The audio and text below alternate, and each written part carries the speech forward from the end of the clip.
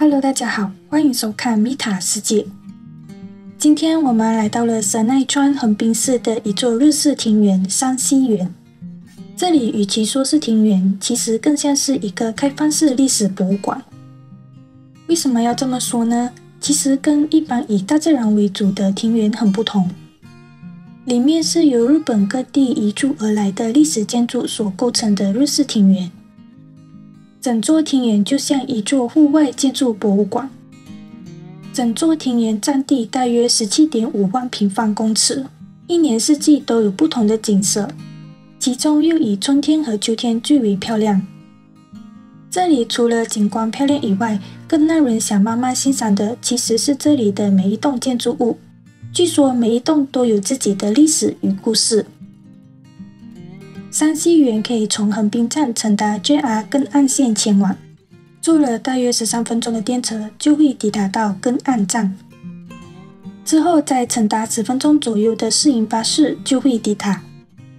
有些会直接停在山西园入口站，有些则停在附近的巴士站，之后再走几分钟就会到达。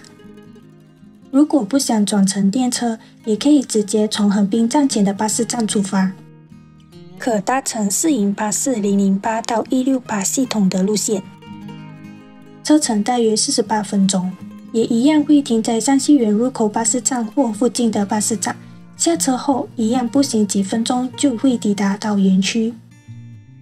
由于我们住的旅馆靠近横滨中华街，所以我们是从横滨中华街入口巴士站乘搭19分钟的巴士，抵达到山西园附近的樱道巴士站，之后再走5分钟左右才到山西园正门口。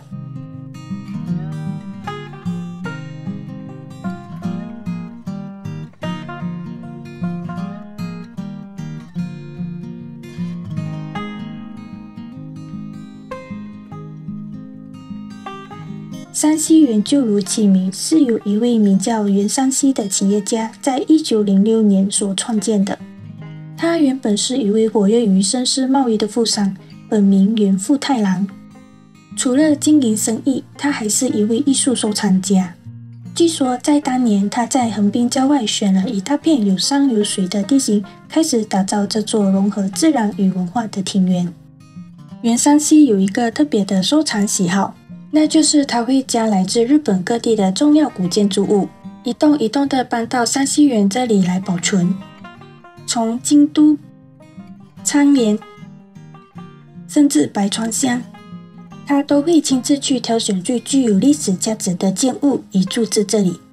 目前园内共有17栋历史建筑，其中有10栋被指定为国家重要文化财，3栋是横滨市指定有形文化财。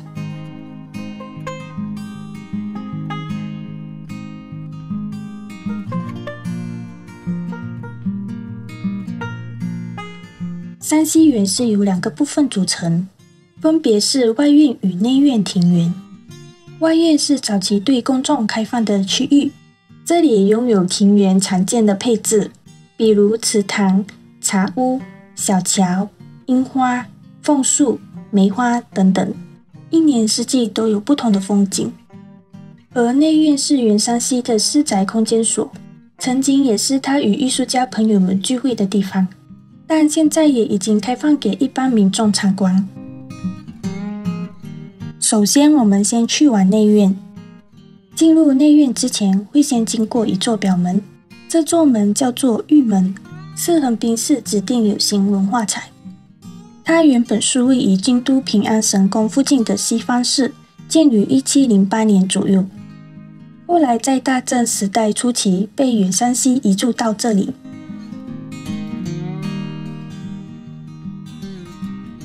而这座门是设置在外院与内院交界处的建筑。由于玉门内侧的建筑是临春阁，当时被认为是丰臣秀吉所建的桃山时代聚乐第一构，因此这座门也被称为桃山玉门或桃山玉殿门。而安置在屋脊末端的鬼瓦，据说是有除恶和除魔的象征含义。如果仔细去看，会发现到鬼瓦左右两侧表情不同，一个是呈现啊，一个是呈现木的形式。另外在大门这里可以看到一种叫做根接的修复技法，它是用新的木材补接柱子根部的损坏部分，让整座建筑物能够保存下来。这种传统工艺也被称为匠人的技艺。在玉门的旁边有一栋叫做白云底的建筑物，是袁山西在1920年为了与夫人共度晚年生活而建造的隐居住所。整体是由袁山西亲自构思设计，并由他同乡的大工山田元士负责建造。屋顶采用灰皮砌，屋檐则使用铜板铺设。在内院这里其实有蛮多栋建筑物的，但必看的建筑物之一就是林春阁，是袁山西在1917年时把它从和歌山移驻到山西园，是园内最具代表性的建筑，也是重要文化财。这是一栋非常有格调的江户时代建筑，原本是德川纪川家的别墅，里面有很多当时留下来的藏壁画和木造细节，不过可惜不对外开放参观。整体建筑是以京都的书院造风格打造的，看起来低调但非常精致。据说这里还是观赏横滨烟花季的完美地点，站在这里可以很清楚地看到天空绽放的烟花。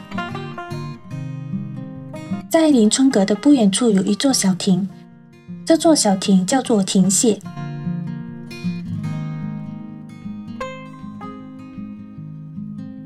据说袁山西很喜欢坐在这里休息以及观赏庭园里的风景。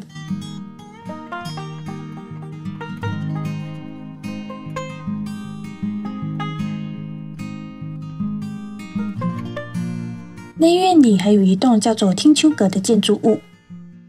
这座阁楼建筑原本建在京都二条城内，是德川家光赐予给乳母春日局的。据说这座建筑的设计出自于曾负责幕府建筑与修缮工程的匠师佐久间将坚之手。由于外观结合了3层屋顶，在移驻到山西园之前，这座建筑也被称为三立阁。到了1922年，这座建筑被袁山西移驻至这里时，他将其命名为听秋阁，并将周围打造成可欣赏秋季红叶的风景。而这栋建筑的移驻也象征着山西园整体建设的完成。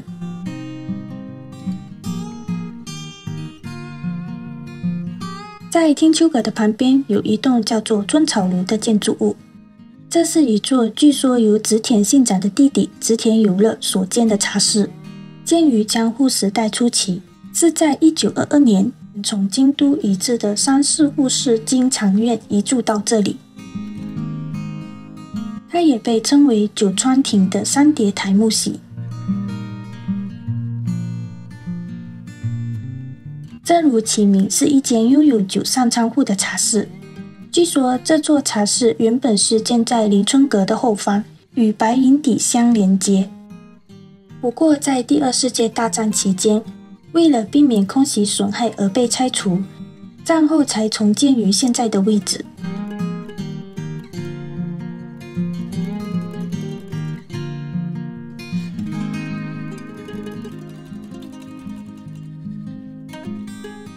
现在看到的这座大门是内院的里门，这座门叫做海岸门，它和玉门是一同从西方市移驻过来的。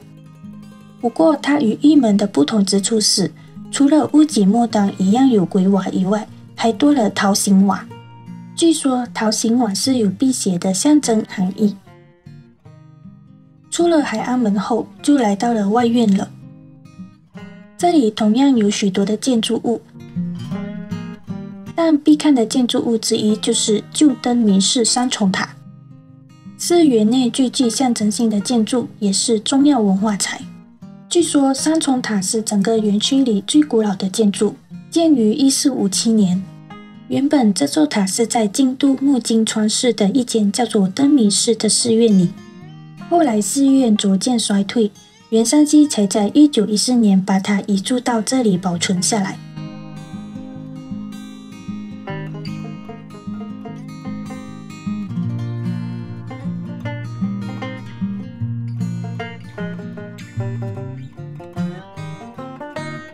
在外院还有一栋与它相关的建筑物，叫做旧灯谜寺本堂。它是因台风袭击而被拆，也因寺庙逐渐衰退的关系而无力重建。之后，这栋建筑物捐赠给了原山溪，并于1987年完成移筑工程。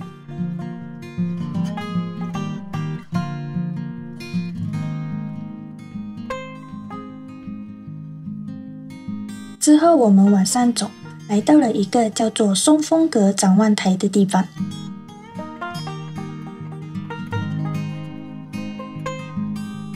在这里可以看到横滨市的海湾，据说天气好的时候可以看到富士山。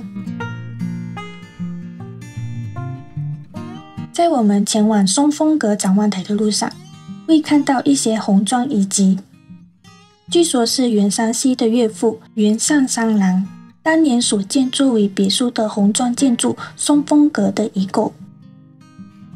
在外院有一栋叫做旧东庆寺佛殿的建筑物，这是一栋来自昌连东庆寺的禅宗建筑，以端元寺或庇护寺而闻名，建于1457年。但到了明治时代之后，东庆寺逐渐衰退，建筑维护也变得有点困难，因此原山溪便在1907年将这座建筑移筑至这里。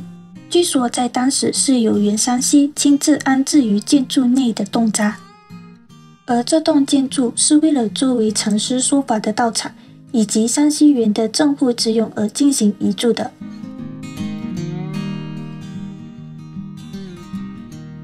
旧东庆院佛寺往下走，会来到一栋建筑叫做旧石壁原家住宅，也是园区内唯一一间能进入参观的建筑物。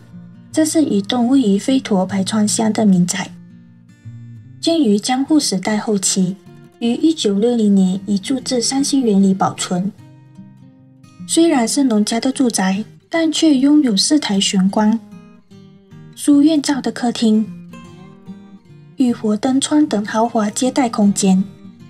据说是飞陀3大富豪之一的史壁原家，也是现存合掌建筑物中规模最大的之一。由于山溪园里的建筑真的很多，所以我们这次只挑了几座内院和外院里比较重要、特别的建筑来介绍。山溪园里的全部建筑都不是仿制品，而是真正从日本全国各地移筑重组而成的历史原件。除了建筑之外，如果仔细观察园区里的景色，会发现到园区里其实到处都能看到白色的花。这其实不是巧合，而是因为原山溪本人特别喜欢白色的花，尤其是白色的莲花。咪塔世界，山溪园就在横滨不远的一座郊区，距离市中心不远，交通也很方便。在这里可以感受到日本美学、建筑文化和自然景观融合的空间，不仅可以感受庭园的宁静，还能感受到穿越历史的气氛。园区内设有茶屋与简单的饮食，让人可以坐下来喝杯抹茶，望着池水放空片刻。如果你也想在横滨找一个可以放慢脚步、细细品味风景与历史的地方，那么山溪园绝对是一个必须加入到造访名单的一个地方。今天的影片就到这里了，感谢大家的观看。